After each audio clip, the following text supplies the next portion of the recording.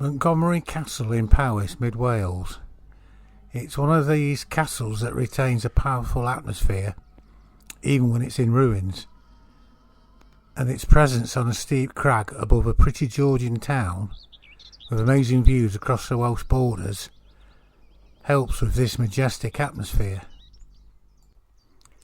It was constructed on the orders of Henry III, which was in response to the growing power of Welsh Prince Llewellyn the Great. And the castle succeeded the Montgomery Castle at Hendoman, just about a mile and a half northwest. Now, the Tower of Hendoman may have been retained to cover the Severn Crossing, which is not visible from the new site. And the new site was constructed in stone between 1224 and 1233.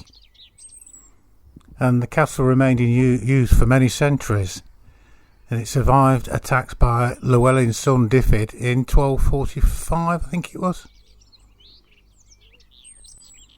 But long years of peace reduced Montgomery's strategic importance, and in 1343 parts of the castle were already in disrepair. But the castle's ultimate end came during the Civil War, when it fell to the parliamentarians and was demolished in 1649, leaving just a crumbling tower and low walls that stand today.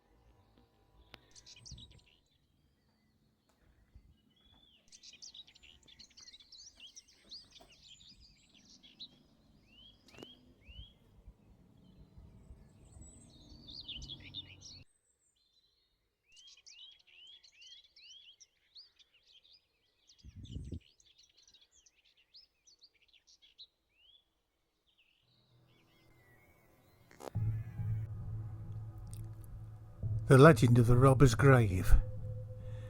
In 1821, a John Davie, who was a plasterer from Wrexham, was accused by William Jones from Welshpool of assault and robbery.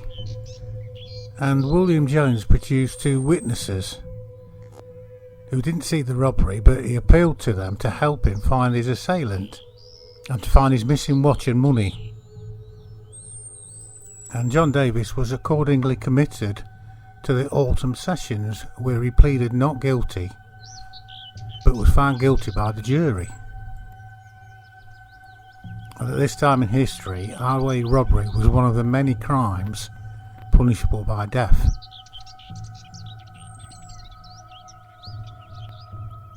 And at the time of his execution, an unknown person claimed to have heard John Davie declaring his innocence. He denied it to the very last, as he stood on the gallows awaiting to choke at the hangman's rope. "I am innocent of this crime, and God will not allow grass to grow on my grave for 100 years, he cried. And he was buried in a portion of the churchyard where there had been no previous burials. And his grave can still be found today. Sadly, not a soul believed John Davie until, that is, a mysterious bare patch shaped like a cross appeared on his grave in the cemetery of St Nicholas's Church. And it's said that anyone who tries to sow seed on the brown cross either became paralysed or met an untimely end. And for nearly half a century it remained a chilling reminder of Davis's plea of innocence. There was a strong local rumour that John Davie was a local farmhand, and he'd fallen in love with a landowner's daughter, and he was set up to get rid of him. A tragic romance story, and his ghost is said to hang around all of Montgomery to remind the residents of their mistake, even to this day.